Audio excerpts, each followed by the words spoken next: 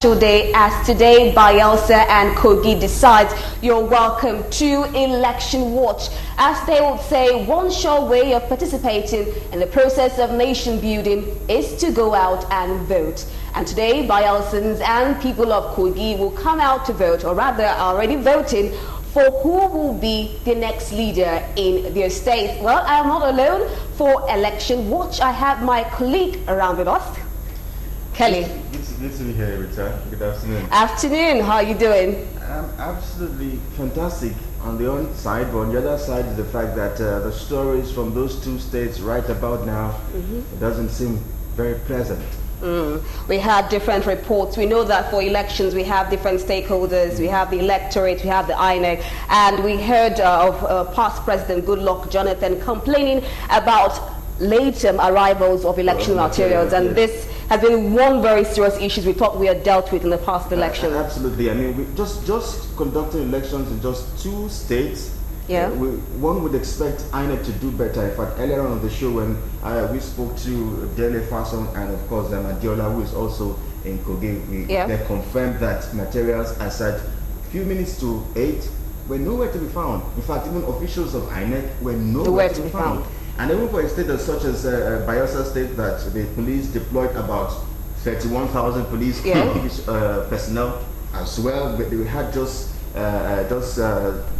some scanty of police officers around them. So I think it's really not pleasant at all having those kind of stories as at this time. Nigeria. We should have learned from experiences. We had 2019 elections just February and March. One would have actually expected that the INEC should be better. Well, let's see how this turns out in Bayelsa. Yes. We have 45 candidates and the governorship race, and we're going to see how things get to play out. It does appear that in Kogi State, the race might be probably a very close one because we have just only 24 candidates, and let's see how things get to span out. All right, thank you very much, Kelly Agiga, and of course, my humble self, Rita Omodia. This is Election Watch. We'll take a quick break and we'll be right back.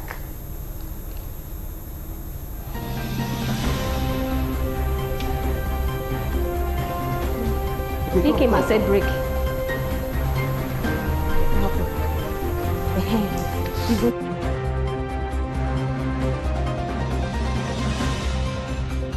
The chairman of the Independent National Electoral Commission, Professor Mahmood Yakubu, has appealed for a peaceful conduct of the Kogi State governorship election and the Kogi West senatorial rerun poll.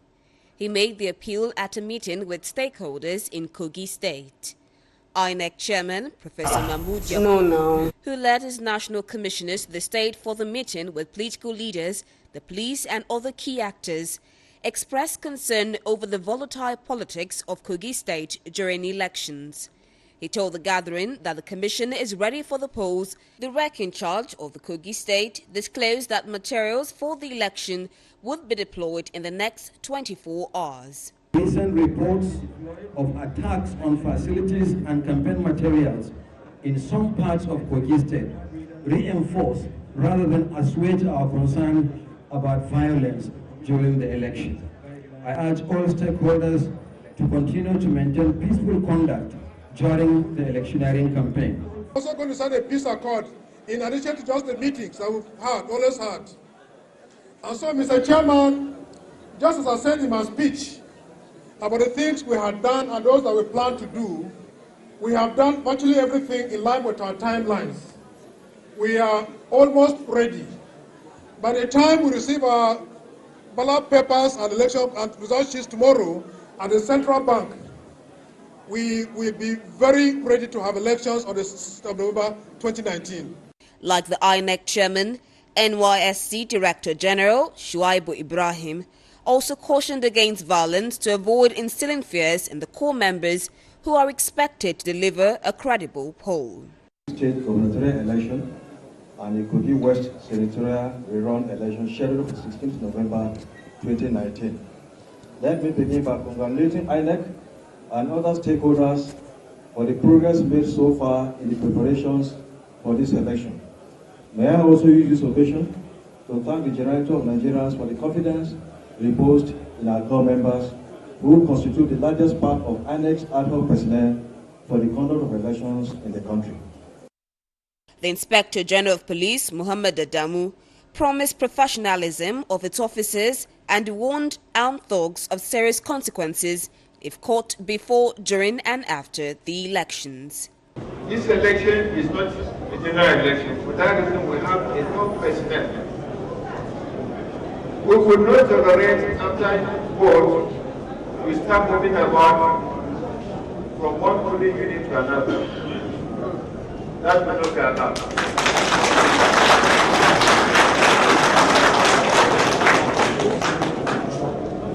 While other security agencies, the police and others are manning the polling unit, you are going to see armed mobile police units patrolling. The parties were made to sign a peace accord which is aimed at reducing the rate of volatility in the state during the election. 17 out of the 24 parties participating in the polls signed the accord. Update on polls shows that 1,485,828 permanent voters' cards have so far been collected from a total of 1,646,350 who registered.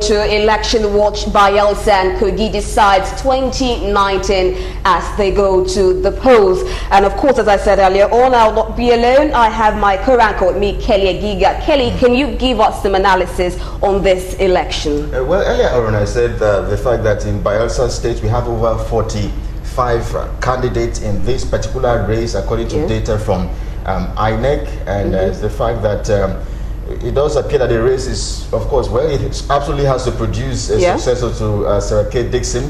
But when we switch over to Kogi State, the race looks like it's going to be a tight race. We have 24 candidates in that particular state, and of course, Governor Yahya Bello, of course, seeking re-election. The politics, it looks somehow because while Yahya Bello is seeking re-election, the man he has ousted out of power, Musa Wada, is leading the candidate to stop him, and of course stop him from having a second term.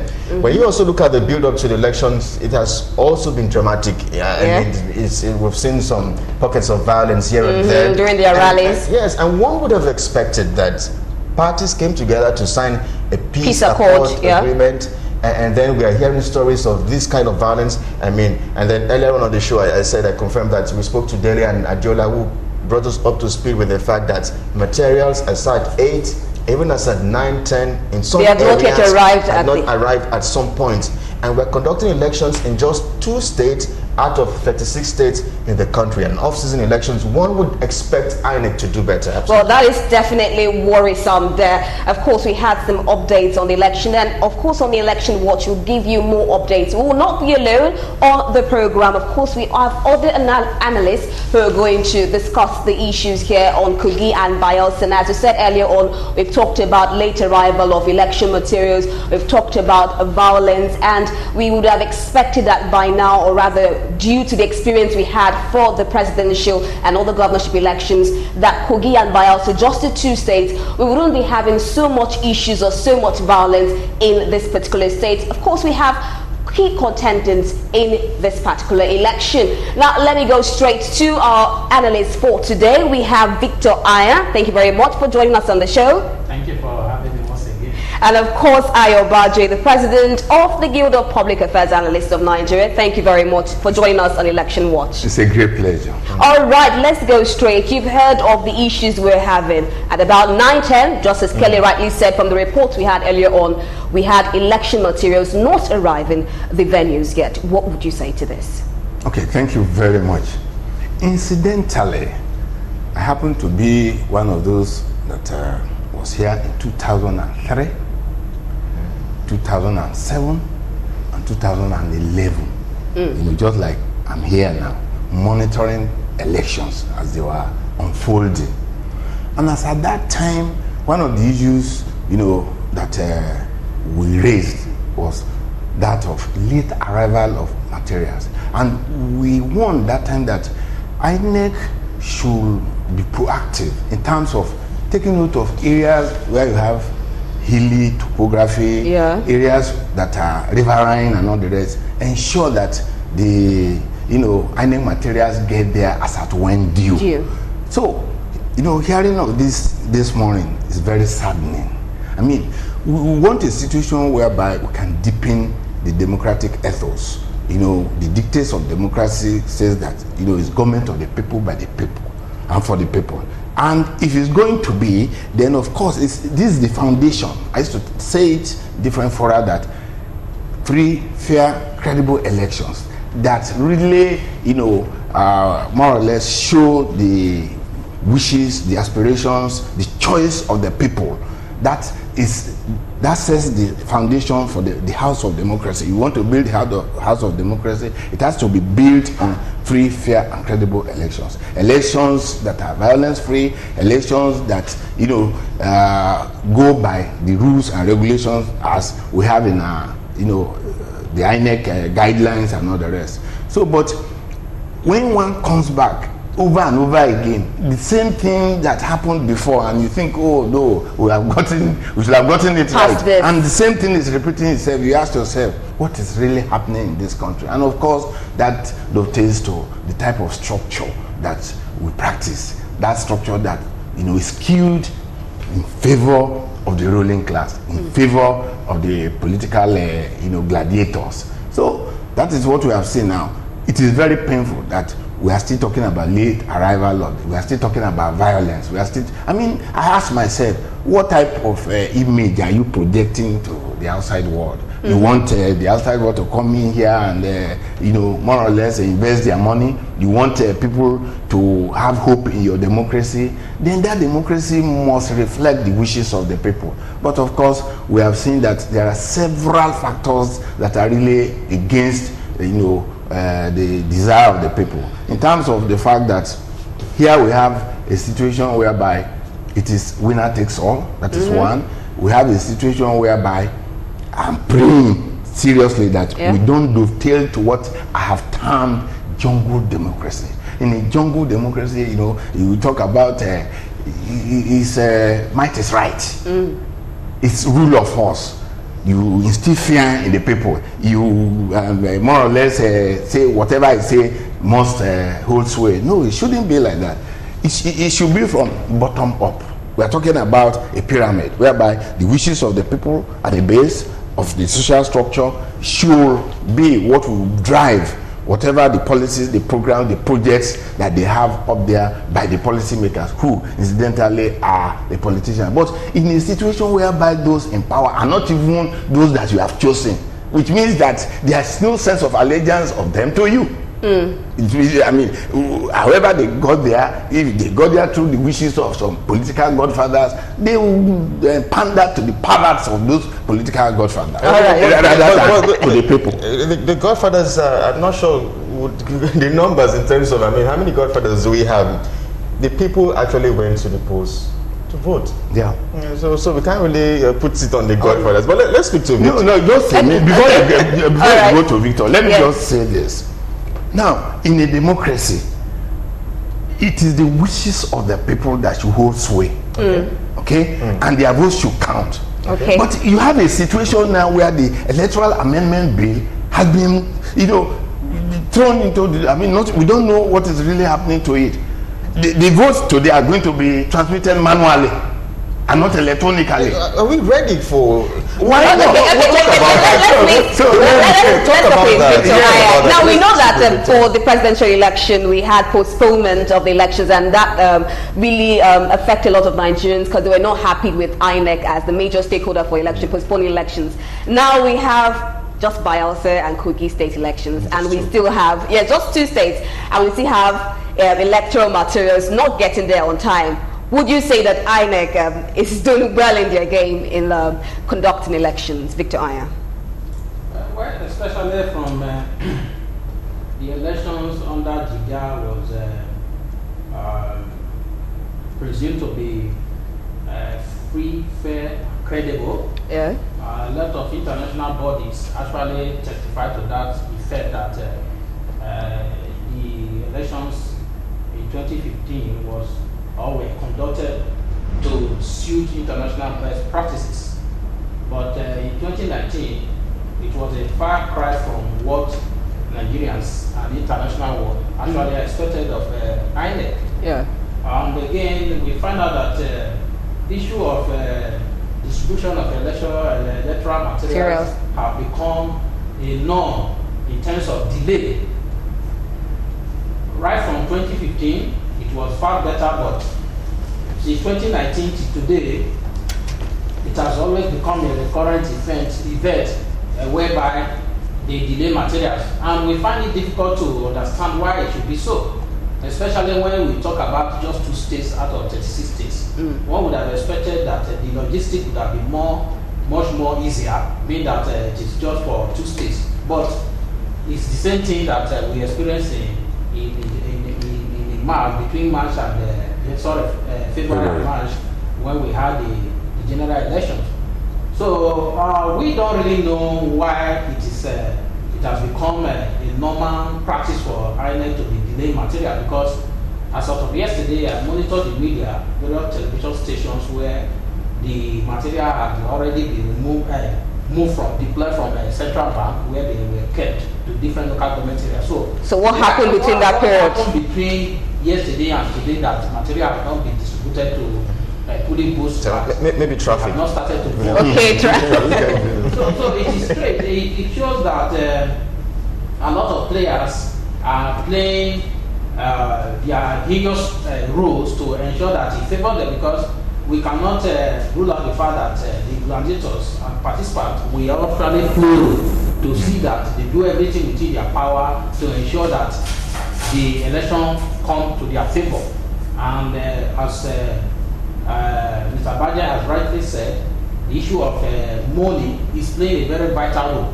Because I'm always quick to tell people that if actually you want to serve, why will you kill somebody because you want to serve? You will not kill somebody because you want to serve. And I'm always very quick to make reference to Salvation Army. I'll keep saying so, because if you go to Salvation Army, they are looking for people to serve.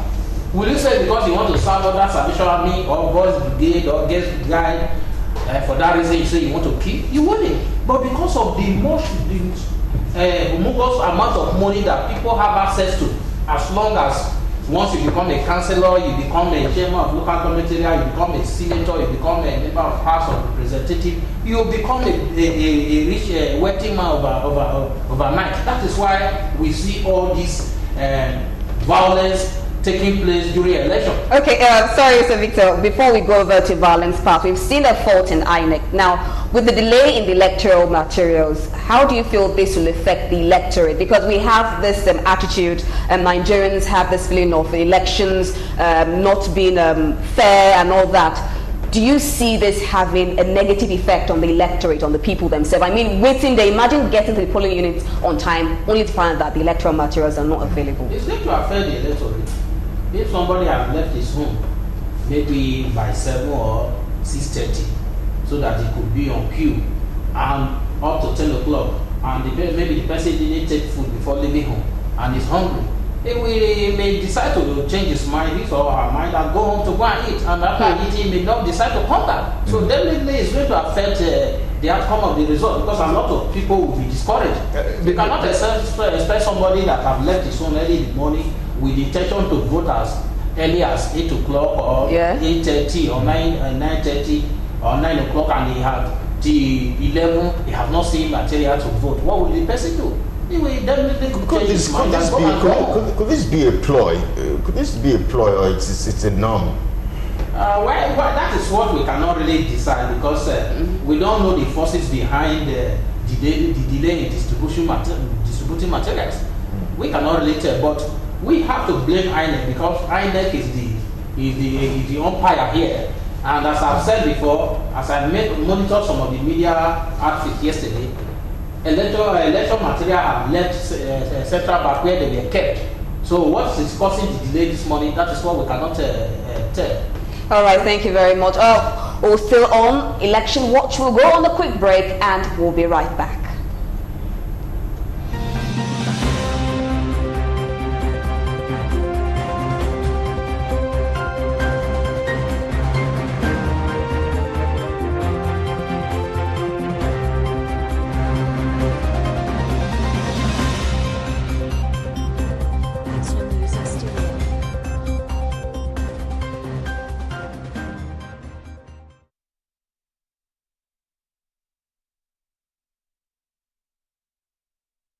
The chairman of the Independent National Electoral Commission, Professor Mahmood Yakubu, has appealed for a peaceful conduct of the Kogi State governorship election and the Kogi West senatorial rerun poll.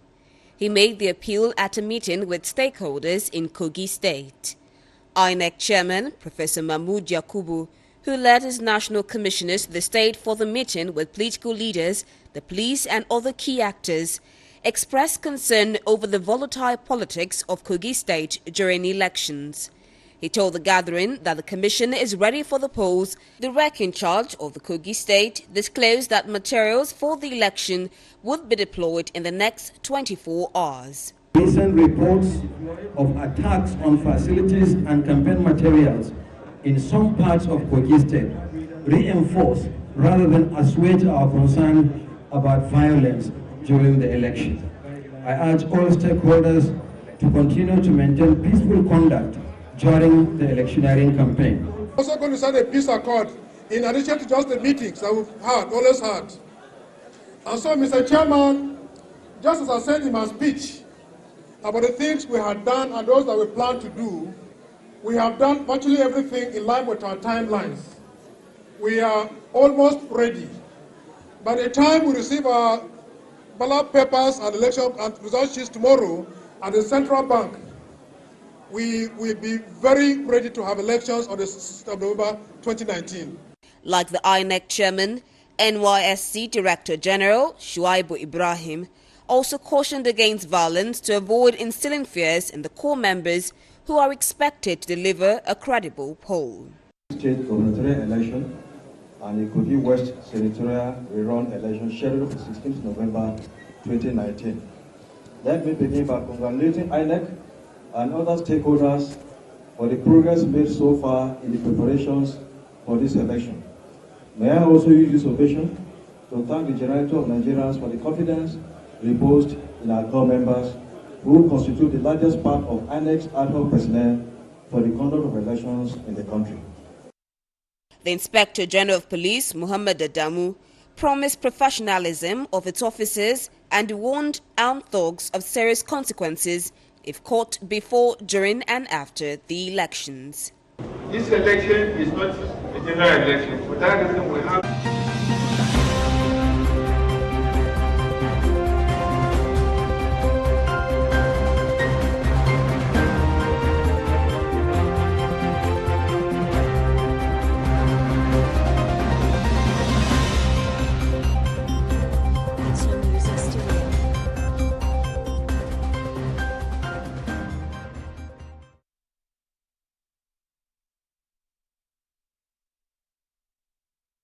Bayelsa and Kogi decides 2019, and we started the discussions. We talked about the late arrival of electoral materials and of course the violence that we're seeing prior to this election. Now we'll have a guest joining us live on Election Watch, Dr. Abiola Akinyode Afolabi. She is the chairperson, Transition Monitoring Group from Bayelsa State. Good afternoon, madam, if you can hear me clearly. All right, so what exactly is the situation of what is going on in Bayelsa now from your monitoring group? Amidst concerns, in some places the election seems to be going on very smoothly. Although this morning there were a lot of logistical challenges, the materials and the personnel didn't come to most places at the right time. but around 9:30, it looks like in most places they have started voting. On the other side, also there are also a lot of issues about sporadic shootings at different places, in places like Okaka and some other places. So we have reports, of shooting. We also have reports where the ballot box, in some places were burnt down. There were also intimidation and threats of voters, and in some places. We have actually had this concern from yesterday because some of the transition monitoring group observers had also hinted us about some of the things that they have been saying, around them. Bayelsa has a history of election violence, so we were a little bit concerned about how we're going to manage space in this election. But generally, things are already coming out in some places, while there are systems shown in other places.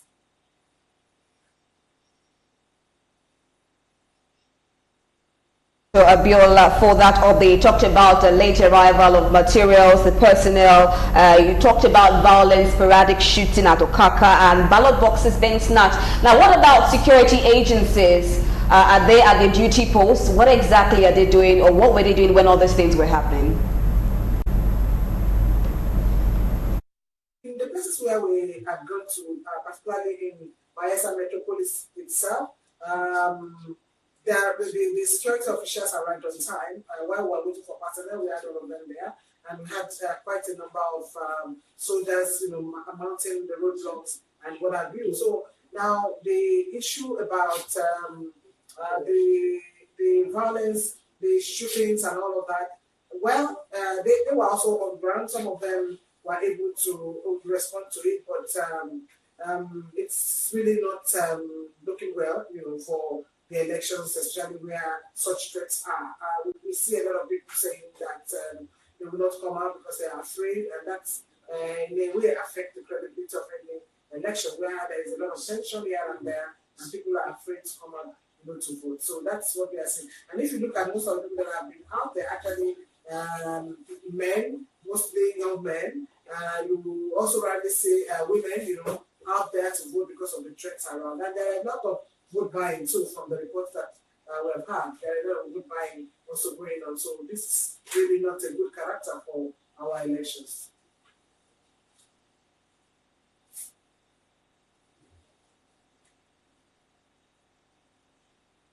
Dr. Biola, from what you've seen so far, do we have a lot of people coming out? I know you said that people are afraid, but from the update of people there, do we have lots of people there, or it's just a scanty appearance of electorates? Well, it looks like quite a number came out, but it looks, what I'm saying in essence is that despite the huge turnout in some places, we could also see that they are mostly young men. There are very few women. In the polling units where we had about 8 polling units together, where we were seeing almost like 3,000, 4,000 people at the same time, you can rarely count, the number of women, people with disabilities. So meaning that some section of the society they have been excluded, because of the threats of violence. And of course, in reality, too, the violence is there. We have just passed a particular spot in Okaka where we saw a vehicle that was damaged, by guns and all of that. So meaning that the threat is not an attempt, it's a real threat, that is affecting the election.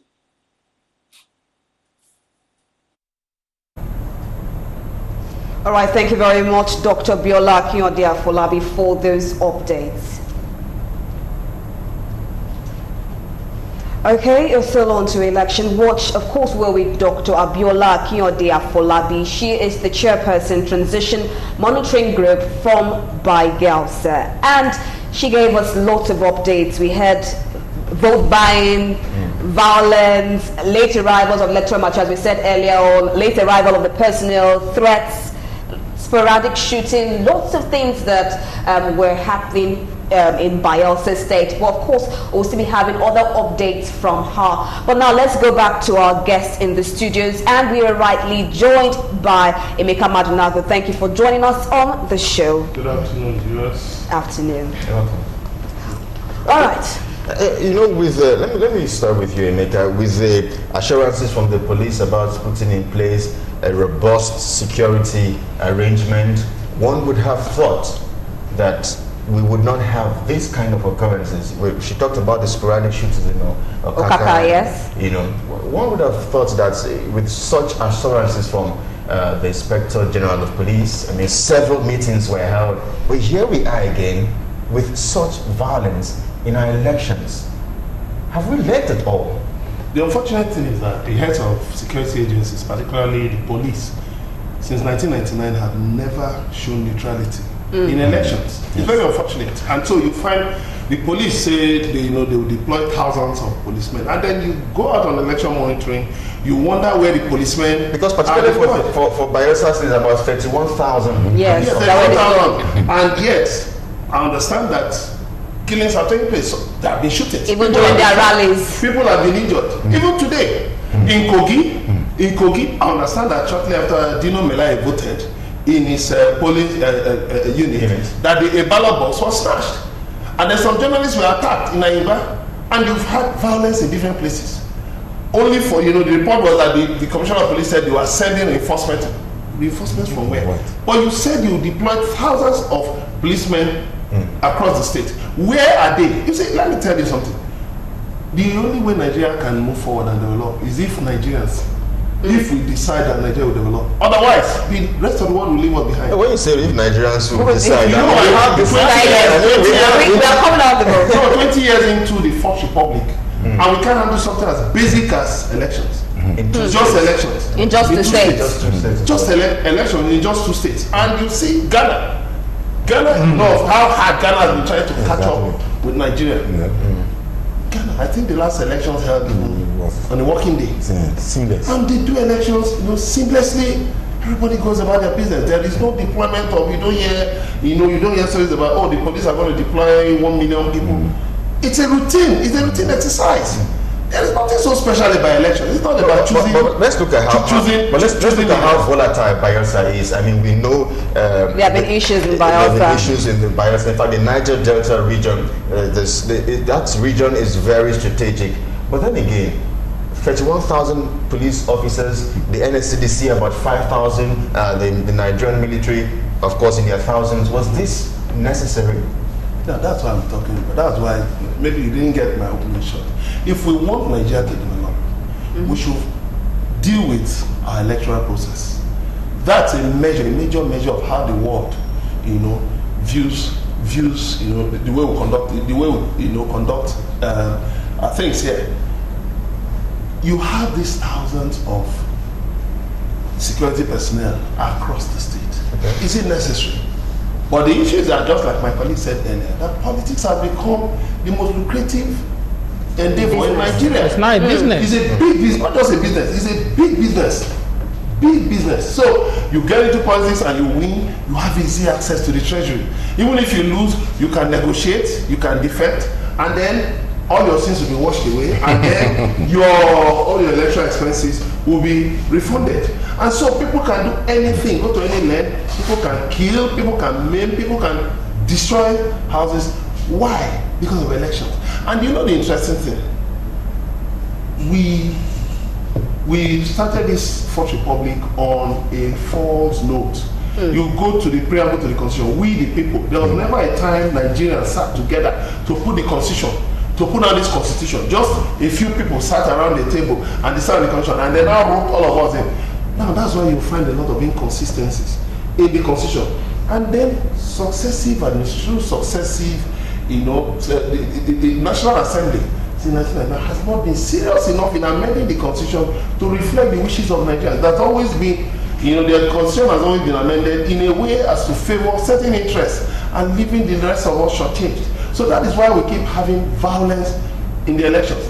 That's why, for instance, I saw one report that, a 2015 ballot paper was seen somewhere in Kogi. 2015 ballot paper. What was he doing there? How did he get in there? So you will find out that INEC doesn't take that eye in its name seriously. Independent. I think it should just be National Electoral Commission, because that independent doesn't reflect in the way INEC takes these elections. And Nigerians have said again and again, INEC is making a mockery of the electoral process. They must sit up. Over 20 years, that will be 21 years. Of course, the first election was conducted, was it not in 99? Over 20 years. Well, 21 years. I think the first election was it not in February 99 or so. Going to 21 years of conducting elections. And you can, do you know in Kogi State, it's just the governorship. Just the governorship and the senatorial. One side. In Kogi West. There is no senatorial, there is no House of Rep, there is no presidential, there's even no House of Assembly election, just governorship. And they just one senatorial district and the whole state. There's so much tension in the whole state. In Bayelsa, it's just the governorship, no other election, just the governorship. And so you now look at the high stakes, how governors have so much access to so much funds, uncontrollable. And so anybody who is running for governorship will put in everything to make sure he gets there by every means. Okay, since you've mentioned funds, I'd like us to try to probably bring that in. I would like to hear your thoughts on this. I mean, a few days just before the elections, the Senate approved the 10 billion naira reform for elections. Not for elections, for execution of projects and all of that. The president is back in the country 2 days behind schedule. Do you think the elections played a role in all of this? I used to ask a pertinent question. Who is fooling who? And who is allowing himself or herself to be fooled? You see, while growing up in the 50s and 60s, one thing I really cherished was the high standard of moral values. The elders were there to say, this is right, this is wrong. And what is right is what they want to enthrone, promote, project, so that others will key into it. Remember, I brought a term this morning, jungle democracy.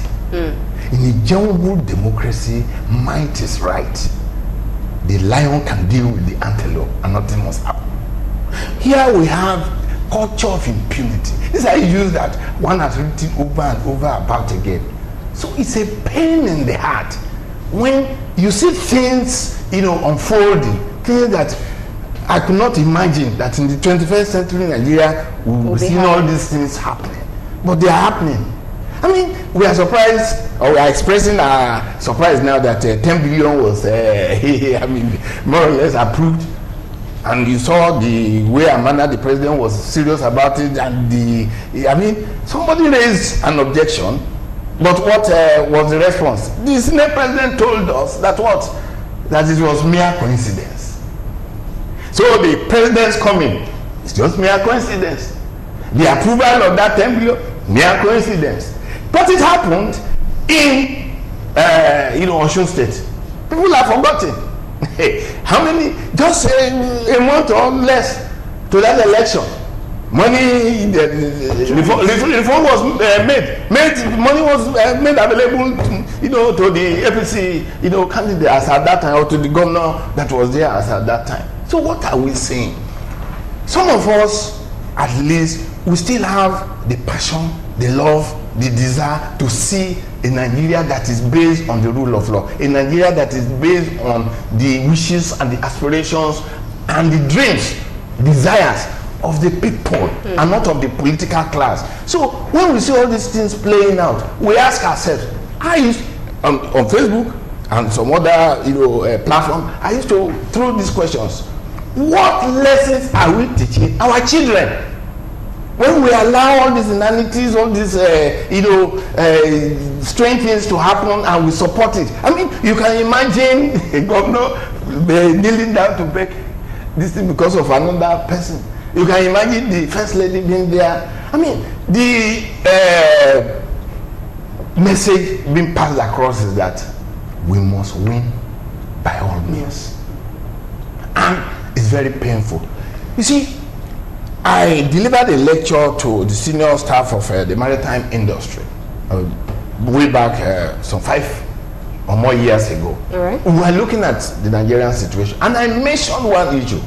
That issue is critical, and that is the cost of accessing political power in Nigeria is on the high side. So that is why it throws up crooks and criminals. I have come to this same Galaxy television years ago, and I made a statement, and that statement is, coming true. Our electoral process has a means of throwing up those who are the real enemies of the people, and some other things will happen.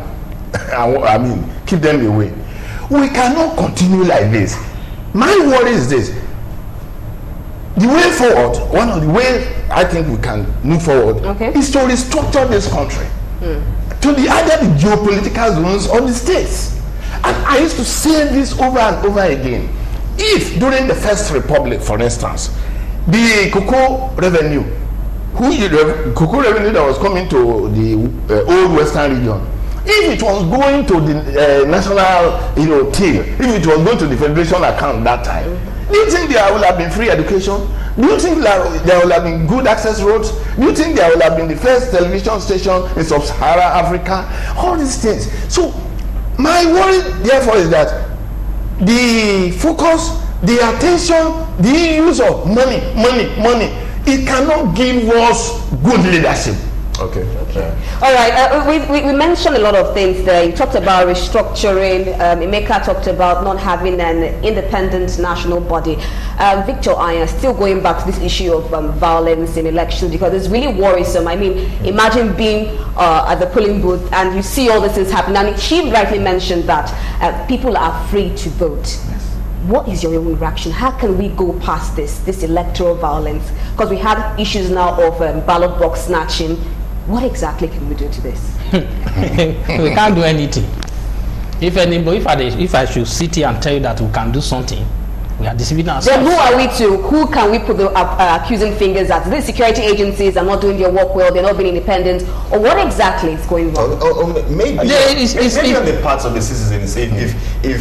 If we also, can we get to the point where if I am offered money or salt or rice to sell my vote, can I be patriotic? Can I have integrity and say no? I don't want to be realistic. It is not about food. In fact, it is not about rice or beans or all these things we are talking about. Okay, so what is we are not united. We are not united. The political class has succeeded in dividing us along religion, along state, along ethnicity, and as long as these divisions are there, we cannot unite and say, oh, we cannot continue like this. Go and call for a protest now, whether you see anybody. If you call for a protest now, you will never see anybody, because this one will say, I belong to PDP, I belong to APC, I belong to ABGA, I belong to SDP, I belong to Data, I'm a this and that. I want to bring up where rights and other things will be shared. People will turn up. I want to. I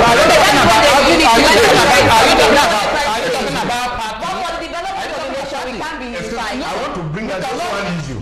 Just one issue. Okay. You see, this is germane. This is very important. Nigerians were not brought up to believe in the country called Nigeria. That is it. Let me tell you. I have mentioned this somewhere before. October 1st, 1960, yours truly was a primary 2 pupil.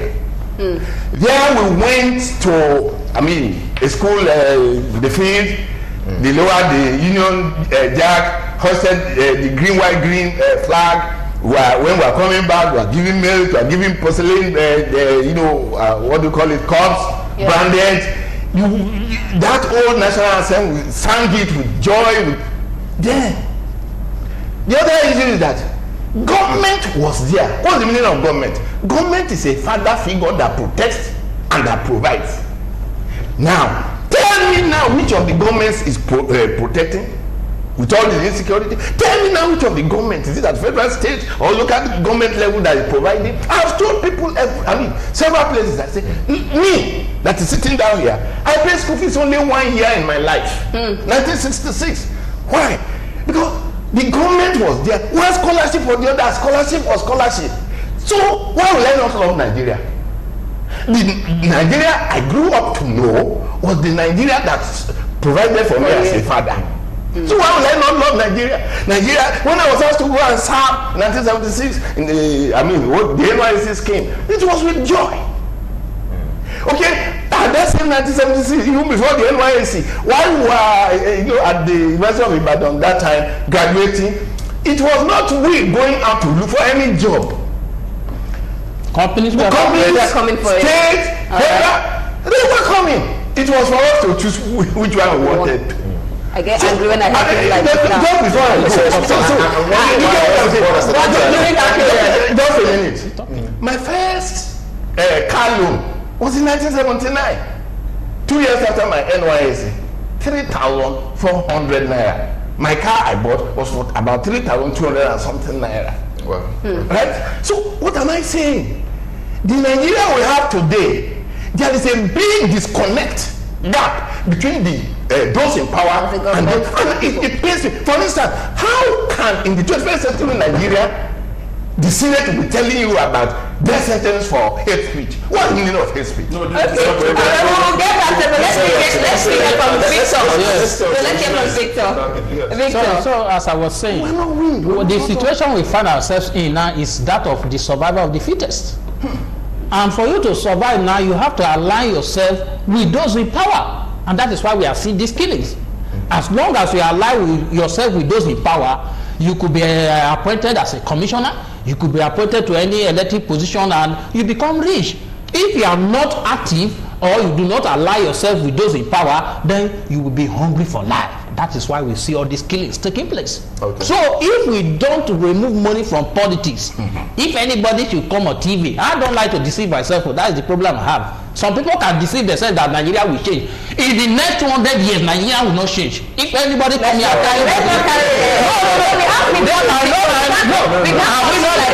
have we not been positive since 1960? How many megawatts of electricity have you generated? How many megawatts of electricity have you generated?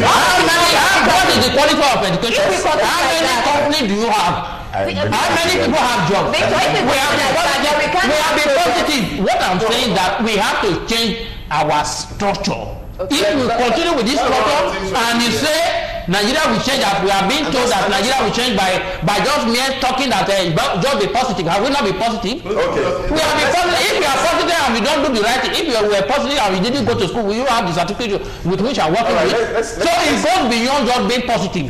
You have to be positive and take action. If you don't take action, you remain the same spot. So people taking the bulls by the horns the whole time. Okay, as we stay on the issues surrounding the process of elections and all of that, there's a very popular saying that politics is a dirty game. Isn't this part of the game? Have we made it too dirty? Well, I wouldn't travel that route. That politics is a dirty game, because politicking is the process by which democracy is run. Okay. So if it's a dirty game, it means that all of us are in the mire. All of us subscribe, are in the mud. All of us subscribe to it. So I wouldn't want to go that way. As a dirty game, all right. I would rather look at it this way, that you see, we've made some progress. Okay. Since independence. We've made some progress. At least, Nigerians got to a point where they said they no longer wanted military, they wanted democracy. Now in the past 20 years, it's been ups and downs. Yes, we believe things should be better than this, but we've not been on one spot. At least, of course, the Electoral Act has been amended, so certain things have been amended in the Electoral Act. Has it been passed? But, no, of course, successively. Have they signed? Have they been signed? The last one was in 2006. And then the last amendment, we expect that the current National Assembly, the 9th National Assembly, will look into it, work on it, and present it to the President, and that he will sign it. Now, we also have to look at the role of us Nigerians, the citizens. Because even if you blame the leaders, the thugs they employ, they are from us. They are ordinary Nigerians. I don't think I've ever heard of the son or daughter of any prominent politician, being involved in thuggery. I mean, well, I've heard about maybe their brothers organizing thugs and all of that, But you see, all this boils down to survival, like my colleague said, survival of the fittest. So I think our leaders need to do more to improve the economy and make resources, make access to resources, for them. Let Nigerians have, greater access to resources. Let more people be employed, gainfully employed, so that the tendency for people to easily be recruited into thuggery, into snatching ballot boxes, into violence will reduce. There are nations of the world that were as bad as we were in the past, but they kept working on the electoral processes. They kept working on, and today the electoral processes are much better. We must also show good example, because there are a lot of nations, especially in Africa, that are looking up to Nigeria. And we must not take our role as leaders, as a leading nation in Africa for granted. I mean, you've seen stories about Rwanda, these little nations, being touted as being better than Nigeria. That's not the kind of image we should be working towards. We should be at a level where we strive for excellence in whatever we do. And the issue is this: I believe there must be a bipartisan move across parties at the National Assembly. I don't know if this National Assembly, the way they're going, if they can achieve this thing I'm about to say. But I hope in my lifetime that I will see the National Assembly do something about the access to resources by incumbents. Okay. I'd like to see, for instance, security votes scrap security votes, and then block loopholes, block areas through which these incumbents steal money. Okay. Because when they come in, they tell you, we're going to focus on infrastructure, we're going to focus on roads, we're going to build bridges. And let me tell you, if you go into all those things, those are the avenues. You think they are doing roads for the people, they're actually stealing money for themselves. So we must do something about it. The way people can easily put their hands in the treasury and take money, they and their godfathers, something must be done about it. The incentive in politics, we must de-incentivize politics. It should not be seen as a business. That is where the problem is. I remember somebody told me how in 1988 he wanted to run for senatorial election, and he sold his house in Ikeja GRA, and he didn't even get the ticket. He said he and his wife sat down, broke down, and cried bitterly. And I was asking myself, why would you do such a thing? You can imagine 1988 Ikeja GRA if the house was still there today. But for the love of the country. No, for his love, not for the country. Not for the country. In a place like the United States. He wanted to say. No, in a place like the United States, people support you. People put down funds to support you. Of course, they can say. Political parties are actually supposed. Let me just raise a vital point. Political parties are actually supposed to be collecting dues from members. But please ask any of the political parties, especially the leading ones, PDP, APC. Ask them to show you the collection. The collection list. That's why we have a godfather. Godfather donate money, not this is. And they control the national to run the parties. But you know what? Of course, a governor can dish out any amount. That's why the governor can sit in the government house and determine who becomes state chairman, the state chairman of his party. Even for anybody to become national chairman, the governors must put their premature, or else nothing. I'm very concerned as we look at the governorship race in Kogi and Bayelsa. So let's start with Kogi. How tight is this race? Thank you very much.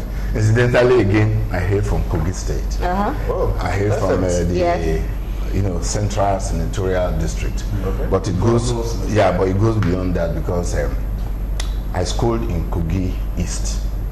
Okay. For my secondary school, and Kogi West for my higher school before going to the university. And across, so you are Kogi actually? Yeah, so across the line, I have Kogi blood in me.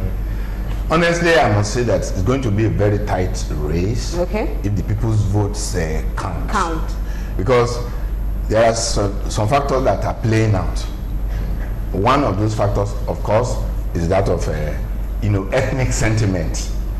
The ethnic sentiment issue is going to play out. the Kogi Central people, of course, want more or less to break a jinx. They want their son, Yaya Bello, at least.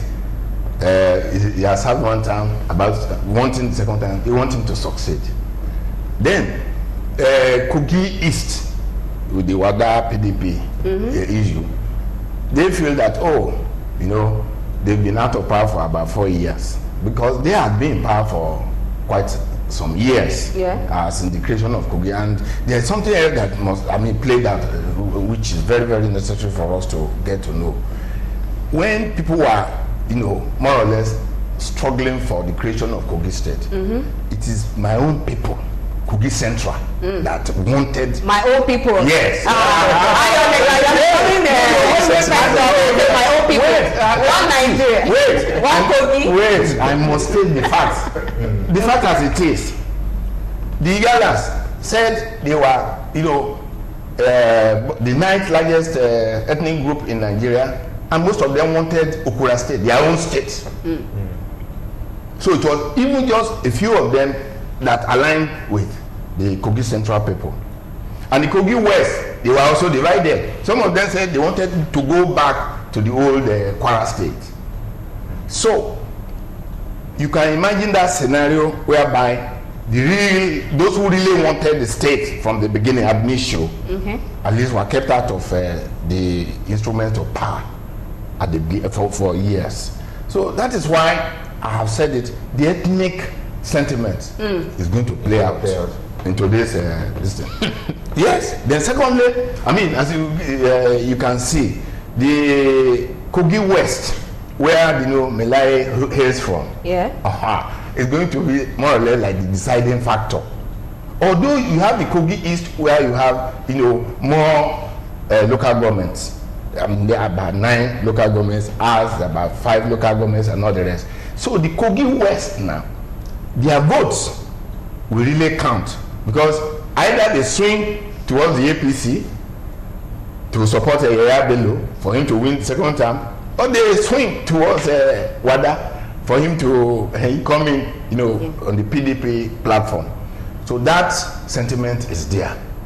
The other issue, people may not want to say it, but we have to say it, is the power of incumbency and the fact that the APC, is on ground. I must say that. So with the fact that the altercation that was between Yaya Bello and not Melai this time around, and the Tinubu factor that time, resolves. And the fact that at least the national chairman Oshomole has also settled whatever differences he had with Yaya Bello. These are the issues that will also play out. And as you can see, the government. Sorry, sir. How about Simon Shuba that have just been edged out of power? Is he not going to play a role? He has his followership. No, let me say this. We are not really, if we are to go by competence and all the rest activities, and a name like Natasha will, you don't need to mention names. We'll talk about the issues there now. So the issue of incumbency, the fact that everybody knows the body language of Mr. President, whether he says is leaving it as it is and let the people's votes count, but we know where the body language swings to, and it's going to be a very tight race, because the majority of voters come from the Kogi East, wherever that comes from. All right, we'll come back to those problems for Kogi State. You talked about incumbency, the power of incumbency. You talked about ethnicity, sentiment. Is that not a problem we're having in Nigeria? Well, we'll go on a quick break, and of course, when we come back for the second half on Election Watch, we'll bring you more updates as our correspondents are live from Kogi and Bayelsa State. So they will also be giving us updates on what is happening during the electoral process there. Thank you very much. We'll be back for a second break. Do join us again. So good. We are in the last stage of our 14 outlined activities in preparation for the election year in Bayelsa State. As far as Bayelsa State is concerned, we are good to go. All the non-sensitive materials prior to today have been taken to the local government areas for all one distribution to the registration area centers. In terms of election activities here in Bayelsa State, we've not really recorded any casualty in terms of maybe boat mishap. But then, in terms of our preparation, we never left any stone unturned. The boats we are using, we actually went through their marine union, of course, the boats to be used, and of course those driving it and their owners. We actually profile them using the Nigerian Navy to ensure that their boats are roadworthy. The same thing was also done to those that will supply us with buses. The road safety actually did a profiling of them and to ensure that the vehicles are roadworthy. And of course, we have lots and lots of life jackets provided. We are asking everybody to go out and vote. There is enough security to protect every person going out to vote. The DIG just spoke to me that they have cordoned the whole place. It's under their control, and nothing untoward will happen in this election. We have enough security on ground to protect every voter. So people of Bayelsa State, go out and decide your franchise. Do not have any reason not to go out to vote. I'm not a lawyer. I'm not the head of legal services of INEC. They are studying whatever is the situation. They will report back to the emperors in Abuja, and they should really get them across to us for us to take them to those places before tomorrow. At 8 o'clock, normally at 8 o'clock to 2 p.m. They're going to be on the queue before 2 p.m. They're allowed to vote. The Situation Room also calls on INEC to resist pressure from partisan political interests that could derogate on the conduct of free and fair elections. Situation Room notes the position of INEC regarding the use of smart card readers in the state election and welcomes the Commission's insistence that no election will hold without the card readers.